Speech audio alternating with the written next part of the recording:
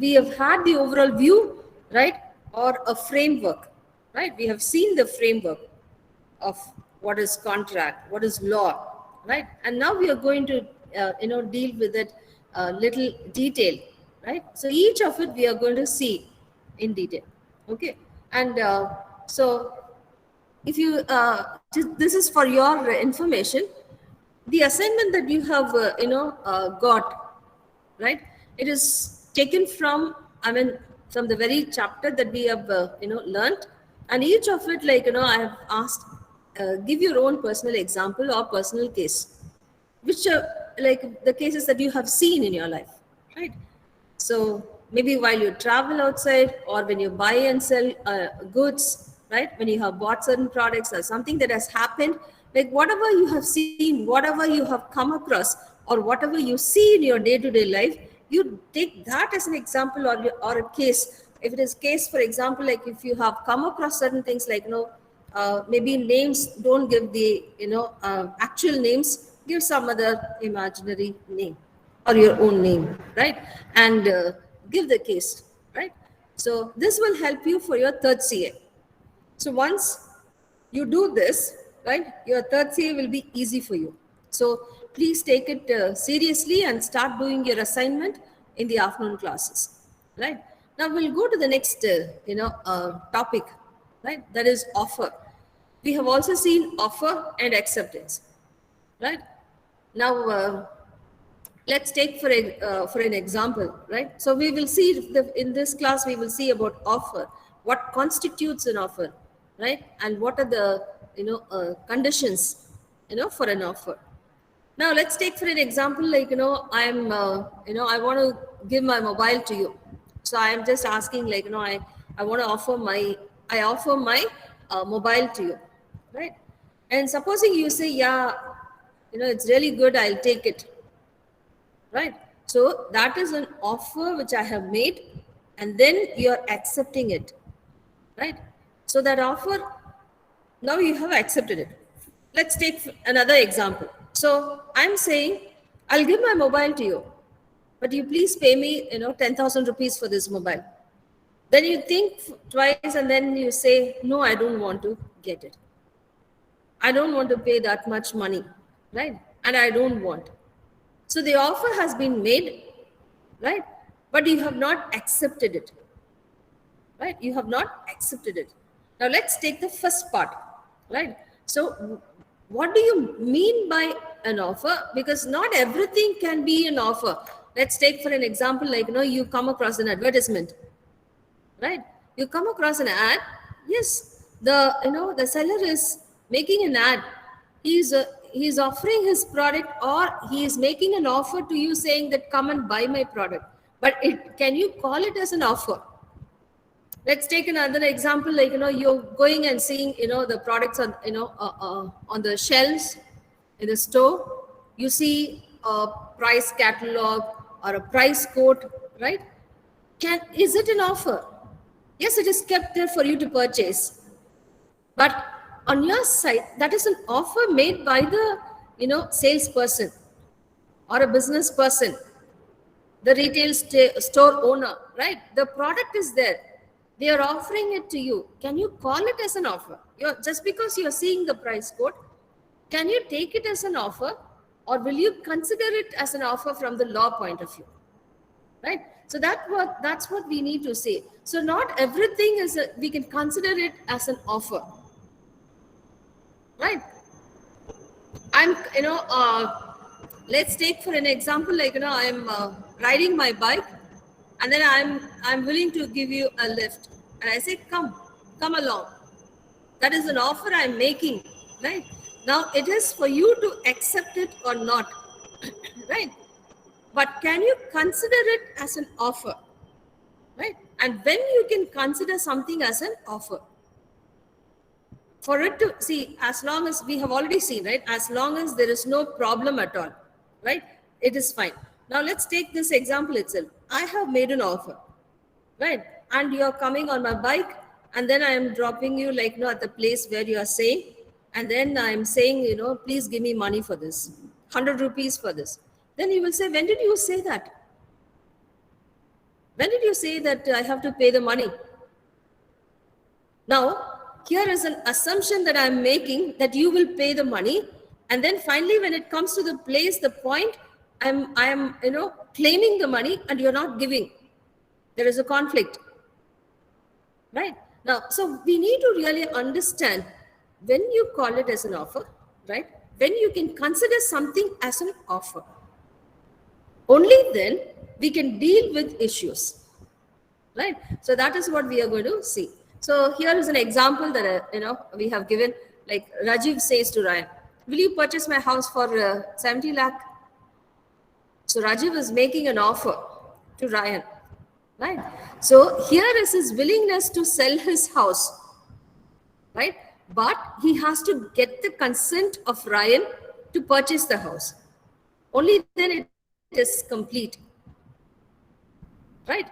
Now there has to, so when you say in any agreement, we have already seen this. In any agreement, there must be a definite offer, right, by one person. So here Rajiv says, "I want to sell my house to you," right? So in an agreement, there must be a definite offer by one person, and it's unqualified acceptance by the person. So there has to be a consent from the other person also to accept the offer, right? So when you say an offer, it is a proposal by one party to another, right? But there should be a legally binding agreement with him or her, right? If there is no legal binding between two people, then you cannot call it as an offer, right? So an offer is made, but there has to be a legal binding between these two parties, right? So a person is said to have made a proposal when he signifies to another his willingness to do or to withdraw himself from doing something, right, with a view to obtain the consent or the assent of that person to such an act, right? This is according to section 2A, which means what? In simple terms, when you say a proposal, right, here is a person who is willing to do something or not to do something, right? And his intention also should be to obtain the consent of the other person. So when I make an offer, I have to get the consent from you. Supposing I am saying, "I will not do this," right? "I will not do this to you." Then I should also expect consent from you. If you don't give your consent, then there is no legal binding between us. So if there is any issue between us, like tomorrow, nothing can be done. No one can have a claim on that, right? So there has to be an offer and there has to be an acceptance, right? So who you call an offerer, right? The person who makes the offer. For example, if you make an offer to sell something, to sell your mobile to me, you are the offerer. You are the proposer. You are the promiser, because you are making a promise to sell your mobile, right? Now, who is offering? The person to whom offer is made. For example, you are offering your mobile to me to purchase, then I am called as offering from the law point of view. The offerer, you are the promiser, you are the proposer, and I am, an offering. Right? Now, when the offeree accepts the offer, then I become an acceptor. Right? When I accept your mobile saying that, yes, I'm willing to purchase this for the price that you're quoting. Right? Now, I become an acceptor or promisee. Because I'm making a promise here to purchase, to pay the money. Right? So this is according to section 2C.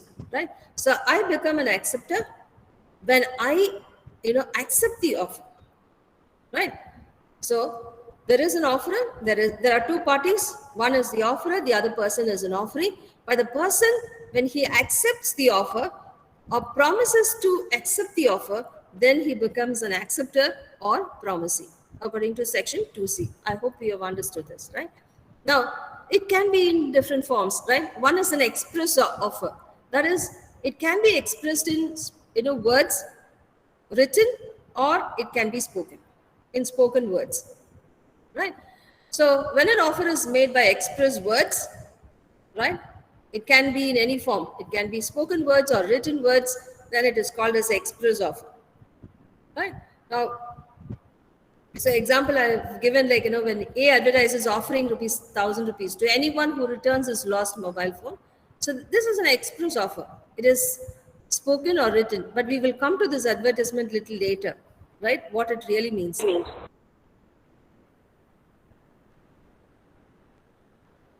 Any doubt?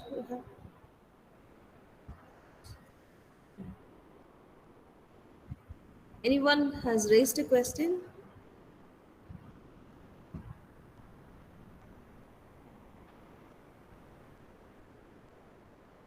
Anyone? Okay. Shall I carry on? Yes, ma'am. Okay. Yeah. Yes, ma'am. Okay. Yeah. So let's see now. So when you call it an express offer, when offer something to me, maybe it can be in spoken words or it can be written and given. It's called as express offer. Now there is also implied offer, right? I have also already told you. Let's take the simple example. You're going and buying some idli, right? And you're paying money, 40 rupees for that, right? Now, when you, purchase idli, then along with that comes all colorful chutneys, right? Side dishes. Now, it is implied when you pay this 40 rupees, right? Maybe it is not given in the menu saying that, idli along with this chutney, that sambar and all that. But it comes along with that. So it is implied when you pay 40 rupees for a set of idli, you know that you are also paying for the side dish. Right? Now, how do you say that? I mean, that's how it is. You know that's how it is. Right? So that is implied. So it is implied. Right? Now, here is an example. I mean, of course, a case is there. When a transport company runs a bus on a particular route, it is implied offer, right, by the transport company to carry passengers for a certain fare. Now, the acceptance of the offer is complete as soon as a passenger boards the bus, right? Now, yes, you are getting into the bus, and then it is implied that you have to pay the money for the travel. It is implied that you are also paying money for the luggage that you are carrying, the bag that you are carrying, right? It is implied, right? So it is an implied offer. So another example also I give you. So when you buy something, food, along with that comes like, all the side dishes, everything. When you order for a meal, then you not only get the rice,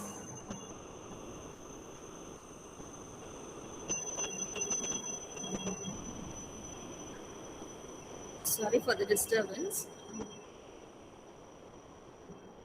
You're near the Air Force station, right? So you get, yeah. So when you order for a meal, right, for the lunch, so you not only expect the white rice, but along with it comes all the rest of it, right?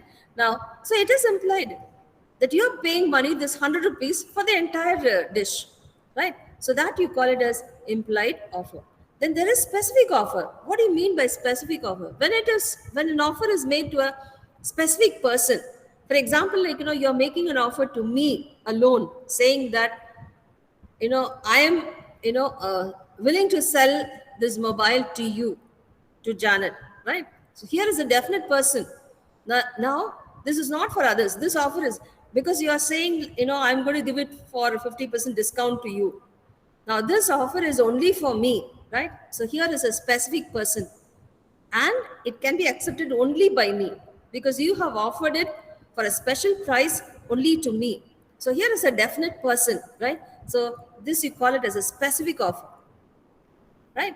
But there is a general offer. For example, you are advertising, in a newspaper or in any media, you put it in your, website.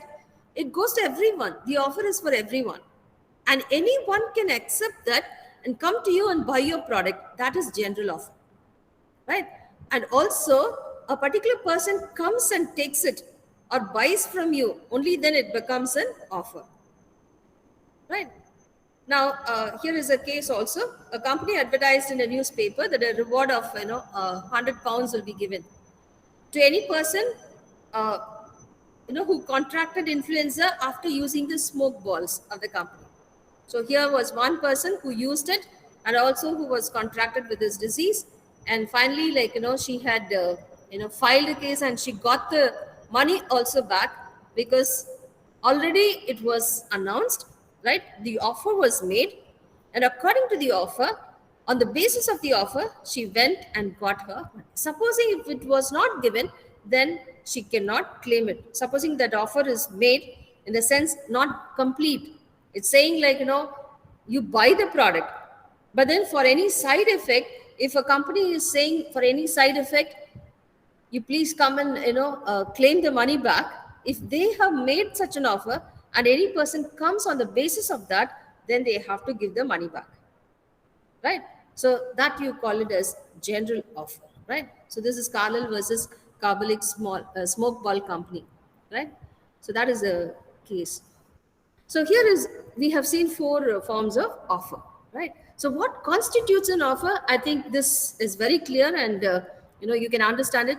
There is an intention to make an offer, first of all. There is willingness to, do something or not to do something, right? So that here is an intention of the offerer. And then there is a consent from the other side, saying that, yes, I accept it. Yes, I will buy it. I will do it. Or I accept your offer, right? So I give my consent. There is another party who gives a consent, right? So that we call them as offeree first, right? Because an offer is made to an offeree and that person or the party gives a consent, right? So there has to be a consent. First of all, there has to be an intention to offer, right? There has to be willingness to offer something. And the second one is the other party has to accept it or give a consent. If the other person does not give a consent, then you cannot call it as an offer because there is no legal binding between two parties, right? Then it must be definite, right? It must be very clear, specific, right? If it is vague, then you cannot call it as an offer because no one can assume things. That is where we get into problems also, right? We assume. Sometimes you fight with the cab driver, you fight with others, you go to the shop and you fight with them, and then that person will say where it is written. You will ask where it is written. Who said that I have to pay the money? All these things happen because it is not clear. But when an offer is made, if it is definite, if it is clear, and it is not vague, then it is an offer, right? So there must be a definite, when you say an offer, it must be definite. It must be very clear, right? And it has to be communicated to the offeree. Here again, no one can assume that, yes, the person has to know. How will I know? I may know or I may not know, but have you communicated to me? Have I communicated to you? Let's take, for example, you're selling your mobile phone. You're offering it to me, but I have not given consent for it, saying that, yes, I will buy for this price.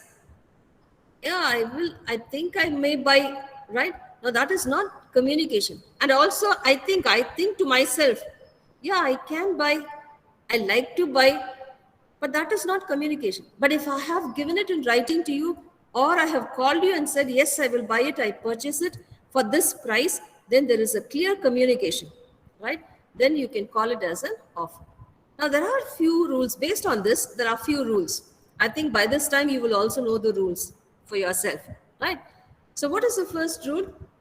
Now, there must be a legal relationship, right?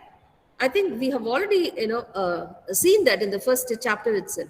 In contract agreement, we have already seen, right? Now, we've seen this example also. Any social invitation, there is no legal relationship between two parties. Yes, you are calling me for your birthday party, right? I can accept it or I may not accept it. And finally, I come to your place and then I meet with some expenses and all that. I can't claim it from you because it's only a social invitation, right? It is only a birthday party. There's no legal relationship between us in this offer is concerned, right? So the first rule is there has to be a legal relationship which gives place for any lawful case. where someone can really file and claim the money or claim for damages. So there has to be a legal relationship, right? The second one, the terms of offer should be definite. This one we've already seen that, right? It should be definite. It should be, it should not be vague, right? Now, because if it is vague, it cannot create any contractual relationship, right? Now, here is an case that you can see. A offered to take a house on lease for 3 years for 285 pounds, sterling pounds per annum. If the house was put into thorough repair, drawing rooms handsomely decorated according to the present style. Now, what does it really mean? What do you really expect? What is the other person expecting from when he says that the drawing rooms handsomely decorated according to the present style? No, it is really vague. Supposing, if you tell this to me and I, go and decorate according to my choice, and then finally you come and say, no, it is not according to the present style. What is the present style that you are expecting? Have you really given it in writing? A simple example would be like, I think those of you who are in a rented house, there is an agreement between the house owner and the tenant. And you can also see different terms and conditions given there, right? And if you read those terms, you'll be surprised. Each and everything will be written. Now, when the house is handed over to you for rent, they'll say so many, bulbs are there. So many pipes are here. So many taps are here. So many things are here, but not so many things. What are those things and how many things are there? It's specifically written. And which means when I take up that house, I'm responsible for each of the items that you have mentioned in the agreement. If one of it is lost or damaged, I am responsible for it. Right? Now, in this case also, because it was not, very clear, the offer was too vague to result in a contractual relation. So it could not be done. Taylor versus Pottington, right? Now, so as a simple example, which I have said, even in a, owner-tenant relationship, there are terms and conditions given in an agreement or in an offer. If I really agree to it, give my consent, right? Then there is an offer. But if the terms are not clear, then you cannot consider it as an offer, because tomorrow when something happens, now both of us will be fighting, right? I will say, I will not pay for the damage. Then you will say, no, it is my house, pay for the damage. You are the tenant. But I will ask where it is written that I am responsible for it, right? So the terms of offer should be definite, should be very clear, right? Now, an offer may be distinguished from these two things: a declaration of intention and also announcement.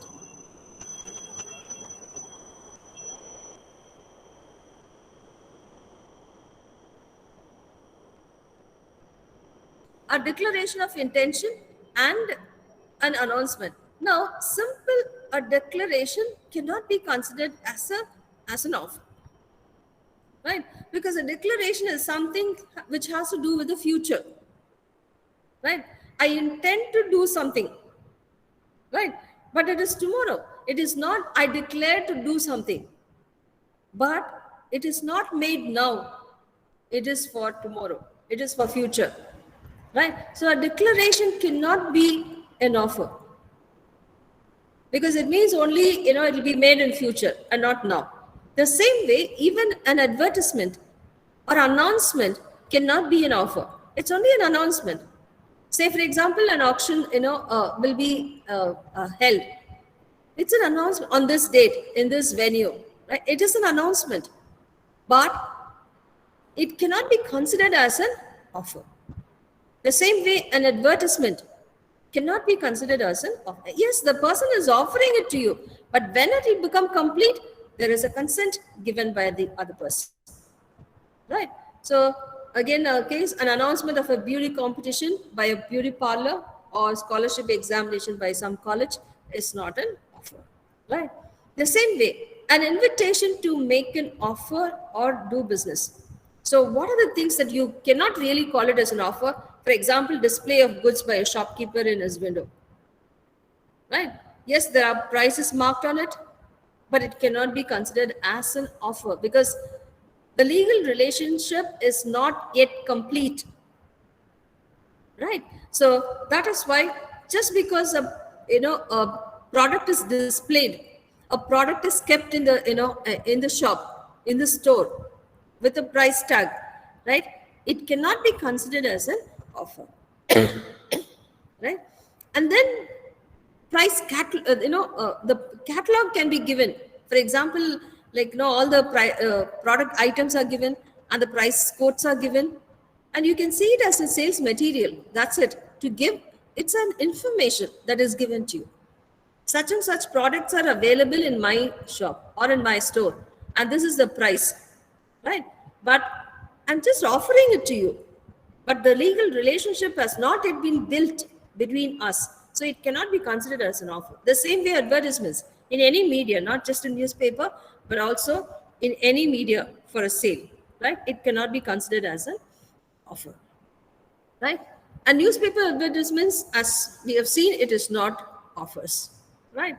But there is an exception for this when a general offer is made.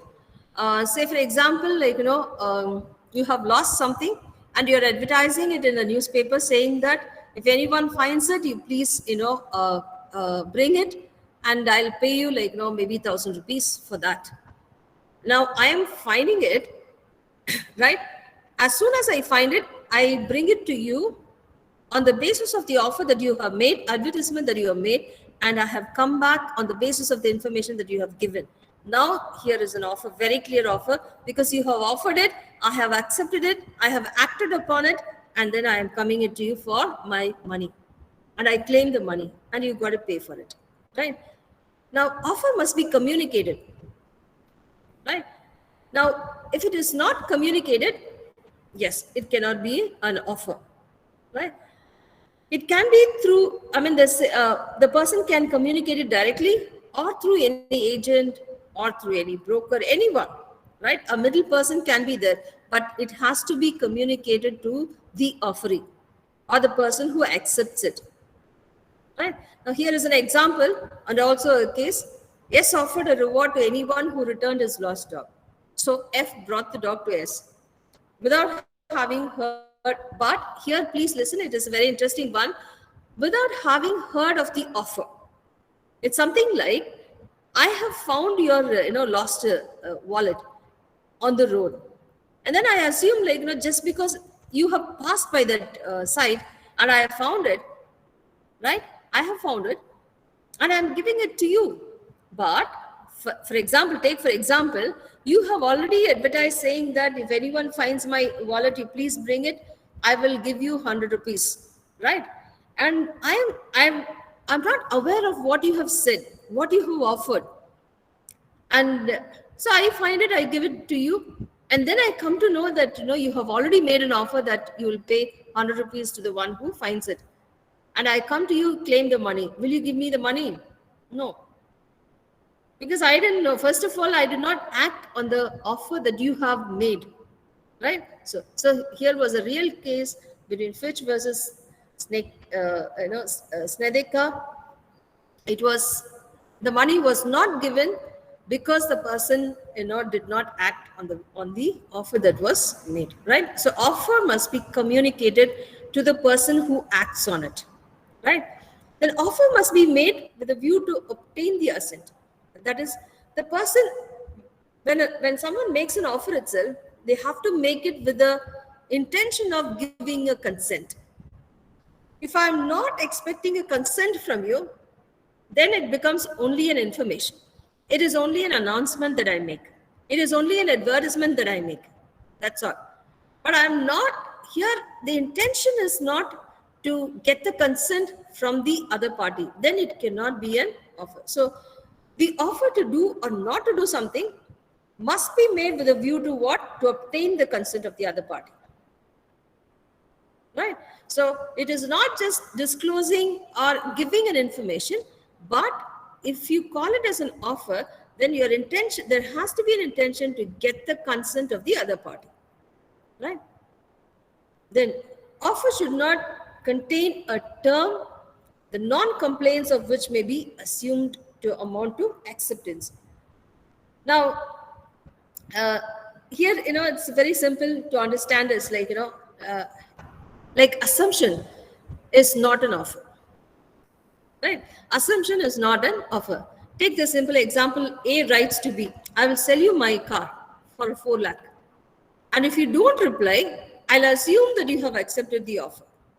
No, there is no contract if B does not reply. So if I don't reply to you, for example, if I don't reply to you, that means it's not a offer, right? So you cannot assume just because I'm silent, I have, sometimes we tell, if you're silent, your silence reveals that, you have accepted what I have said. I think you have such dealings between friends, right? But when it comes to, legal aspect, it is not an offer. The other person has to give the consent, right? So you cannot assume just because the other person is silent, you cannot, consider, as a person, as if the person has accepted your offer. No. Because tomorrow when there is an issue on that, right, the other person will say, no, I have not given my consent. Very easy to say. You can say, yeah, I assume because you were very quiet about it. I have already told you. I've already offered to you. So I thought you have accepted it.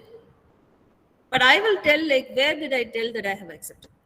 Right? So offers, when you say an offer, there cannot be assumptions. You cannot act on assumptions, right? So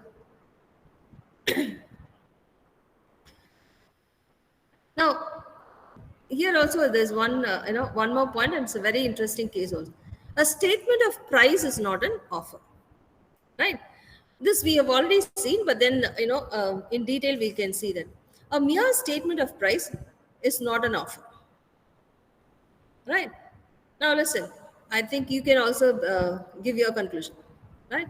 So there was a real case between Harvey versus Facey, right? So the first one is Harvey is asking, will you sell us? Harvey is asking Facey, will you sell us your bumper ball pen, right? And you telegraph lowest cash price. So sometimes we ask, right, what is the final price that you for which you will give, right? Put the final price. So like that, he is asking. So Facey is saying lowest price is 900 sterling pound, right? Then Harvey is saying we agree to buy it for the sum of, yes, 900 sterling pound. Now, can you say this statement is offer? Can you say this one is an offer? Now, you cannot call it as an offer because what? The other person has not, yes, see, I accept it, right? And I want to buy it. Now, for example, you have to, as a seller, you have to tell me, yes, I have also agreed to sell it at, 900 sterling pound. Now, only 3 statements are there. The final one is word is not given by Facey to Harvey.